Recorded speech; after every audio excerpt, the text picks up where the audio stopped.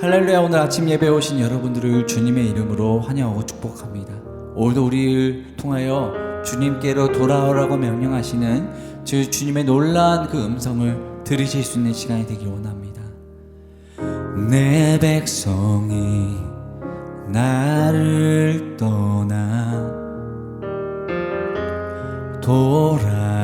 돌아섰지만 내 사랑이 내 백성을 포기 못하니 내 모든 것 내어주고 나 그들을 얻으리라. 여호와께 돌아가자.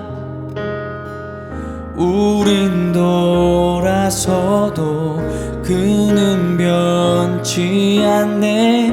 여호와께 돌아가자. 우린 넘어져도 그 사랑 영원하네.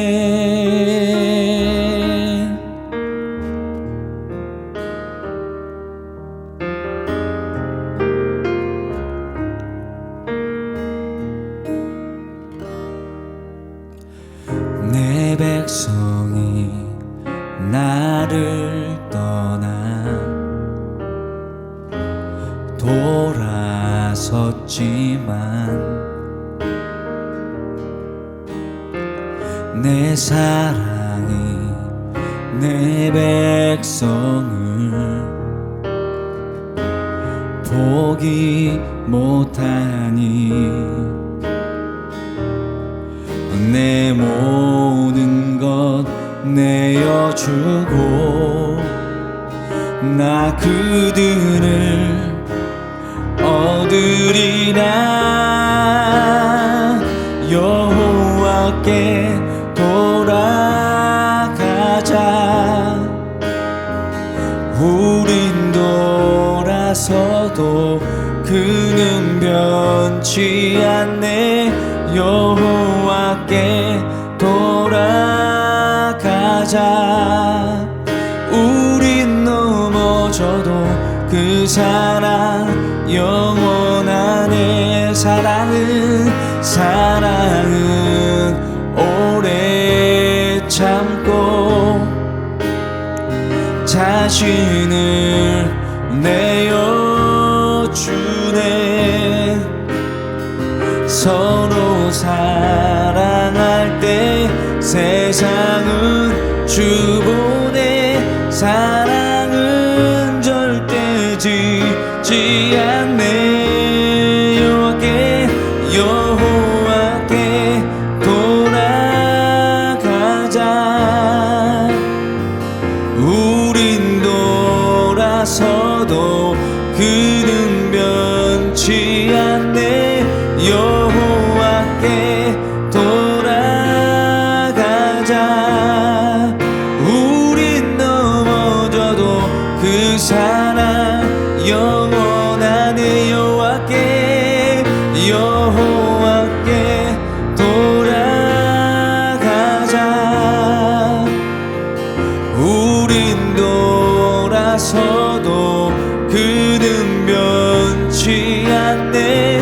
여호와께 돌아가자. 우린 넘어져도 그 사랑 영원하네. 제7장.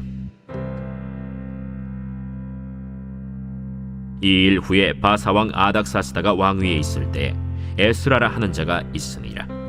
그는 스라야의 아들이요 아사랴의 손자요 힐기야의 증손이요 살룸의 현손이요 사독의 5대 손이요 아히둉의 6대 손이요 아마랴의 7대 손이요 아사랴의 8대 손이요 무라요의 9대 손이요 스라히야의 10대 손이요 우시엘의 11대 손이요 붓기의 12대 손이요 아비수아의 13대 손이요 비느하스의 14대 손이요 엘르아살의 15대 손이요 대제사장 아론의 16대 손이라. 이 에스라가 바벨론에서 올라왔으니 그는 이스라엘의 하나님 여호와께서 주신 모세의 율법에 익숙한 학자로서 그의 하나님 여호와의 도우심을 입음으로 왕에게 구하는 것은 다 받는 자이더니, 아닥사스다 왕 제7년에 이스라엘 자손과 제사장들과 레위 사람들과 노래하는 자들과 문지기들과 느디님 사람들 중에 몇 사람이 예루살렘으로 올라올 때에 이 에스라가 올라왔으니 왕의 제7년 5째 달이라. 첫째 달 초하루에 바벨론에서 길을 떠났고 하나님의 선한 손에 도우심을 입어 5째 달 초하루에 예루살렘에 이르니라. 에스라가 여호와의 율법을 연구하여 준행하며 율례와 규례를 이스라엘에게 가르치기로 결심하였었더라. 여호와의 계명의 말씀과 이스라엘에게 주신 율례 학자여 학자 겸 제사장인 에스라에게 아닥사스다 왕이 내린 조서의 초본은 아래와 같으니라. 모든 왕의 왕 아닥사스다는 하늘의 하나님의 율법에 완전한 학자 겸 제사장 에스라에게 조서를 내리노니, 우리나라에 있는 이스라엘 백성과 그들 제사장들과 레위 사람들 중에 예루살렘으로 올라갈 뜻이 있는 자는 누구든지 너와 함께 갈지어다.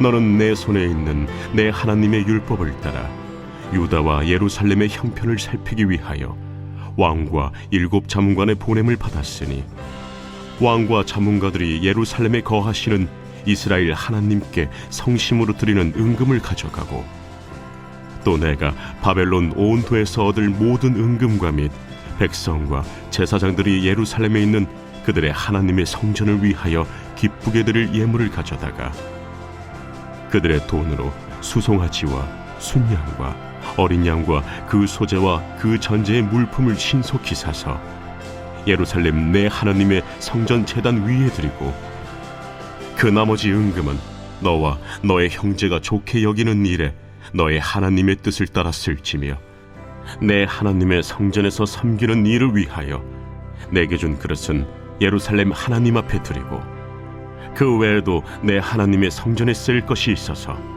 내가 드리고자 하거든 무엇이든지 궁중 창고에서 내다가 드릴지니라. 나 곧 아닥사스다 왕이 유브라데 강 건너편 모든 창고지기에게 조서를 내려 이르기를, 하늘의 하나님의 율법 학자 겸 제사장 에스라가 무릇 너희에게 구하는 것을 신속히 시행하되, 은은 100달란트까지, 밀은 100고르까지, 포도주는 100바까지, 기름도 100바까지 하고 소금은 정량 없이 하라. 무릇 하늘의 하나님의 전을 위하여 하늘의 하나님이 명령하신 것은 삼가 행하라. 어찌하여 진노가 왕과 왕자의 나라에 임하게 하랴. 내가 너희에게 이르노니, 제사장들이나 레위 사람들이나 노래하는 자들이나 문지기들이나 느디님 사람들이나 혹 하나님의 성전에서 일하는 자들에게 조공과 관세와 통행세를 받는 것이 옳지 않으니라 하였노라.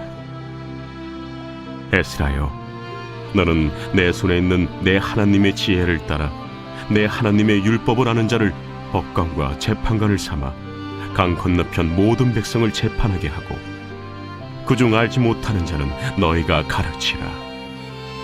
무릇 내 하나님의 명령과 왕의 명령을 준행하지 아니하는 자는 속히 그 죄를 정하여 혹 죽이거나 귀양 보내거나 가선을 몰수하거나 옥에 가둘지니라. 우리 조상들의 하나님 여호와를 송축할지로다. 그가 왕의 마음에 예루살렘 여호와의 성전을 아름답게 할 뜻을 두시고, 또 나로 왕과 그의 보좌관들 앞과 왕의 권세 있는 모든 방백의 앞에서 은혜를 얻게 하셨도다. 내 하나님 여호와의 손이 내 위에 있으므로 내가 힘을 얻어 이스라엘 중에 우두머리들을 모아 나와 함께 올라오게 하였노라.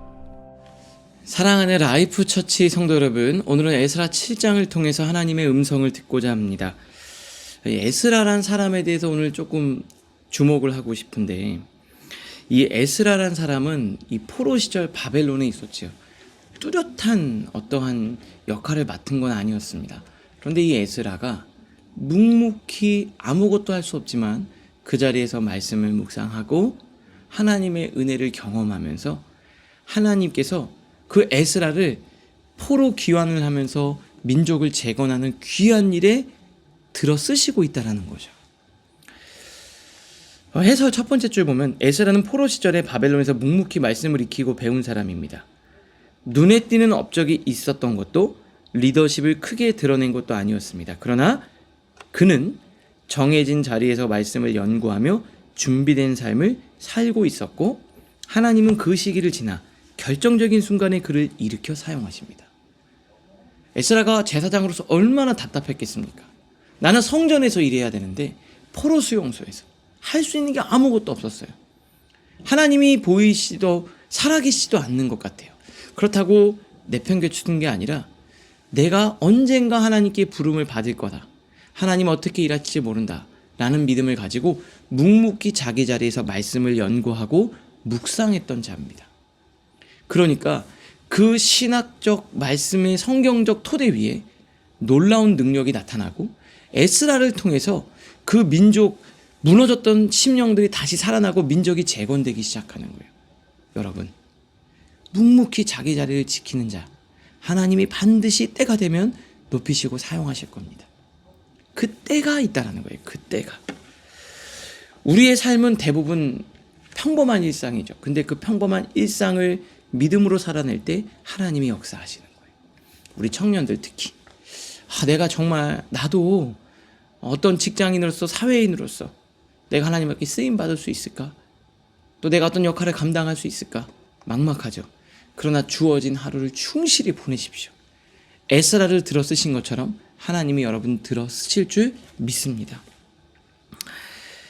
큐티책 밑에서 세 번째 줄이죠. 특별함이란 그 평범한 삶을 성실히 보내는 겁니다. 삶을 평범하지만 그 삶을 견뎌내는 것은 비범함입니다.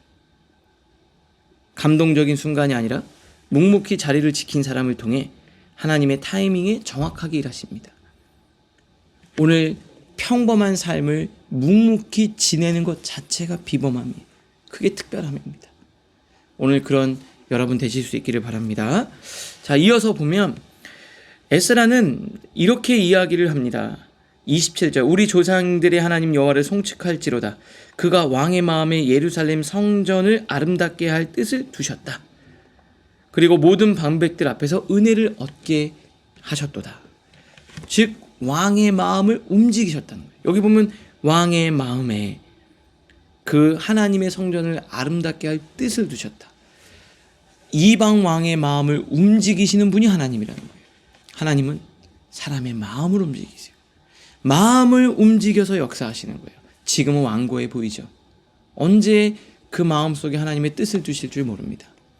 우리 청년들 중에는 배우자가 믿음이 없는 배우자도 있어요. 아직. 그런데 기도하십시오. 왕의 마음에 성전을 아름답게 할 뜻을 두셨던 그 하나님이 그 배우자의 마음에 하나님의 성전을 아름답게 할 믿음의 뜻을 심으실 줄 믿습니다. 아직 부모님, 자녀들, 내 자녀가 아직 하나님을 영접하지 않고 아직 그의 마음이 완고한데 하나님께서 그 마음을 바꾸실 줄 믿습니다. 오늘 이 기도문을 읽으면서 역사하십시오. 그가 왕의 마음에 예루살렘 여호와의 성전을 아름답게 할 뜻을 두셨다. 하나님께서 사람의 마음을 움직이셨다고 고백한 이 고백이 여러분의 고백이 될 줄로 믿습니다. 우리가 기도할 때 상황만 바꾸시는 게 아니라 마음도 바꾸시는 거예요. 마음을 바꿔달라고. 그 마음을 변화시켜달라고. 기도할 때 하나님의 역사가 일어날 줄로 믿습니다. 오늘 이 기도가 계속해서 우리의 하루 종일의 기도 제목이 될 수 있기를 바랍니다. 말씀을 통해 생각하겠습니다. 첫 번째, 나는 일상의 반복 속에서도 하나님 앞에 신실함을 지키고 있습니까? 눈에 드러나지 않는 자리에서 묵묵히 준비하고 있습니까? 두 번째, 지금 내가 기대는 것은 사람의 호의입니까? 하나님의 인도하심입니까? 마음을 움직이게 하시는 하나님께 그 과정을 맡기고 있습니까? 우리 마음을 움직이신 하나님께 모든 걸음을 맡기는 여러분 되시기를 바랍니다. 오늘을 위한 기도로 마치겠습니다. 하나님, 눈에 드러나지 않는 시간도 귀히 여기며 내 자리를 지키는 삶을 살게 하옵소서. 보이지 않아도 응답이 없어도 하나님이 일하고 계심을 신뢰하며 오늘도 순종하게 하옵소서. 예수님의 이름으로 기도합니다. 아멘.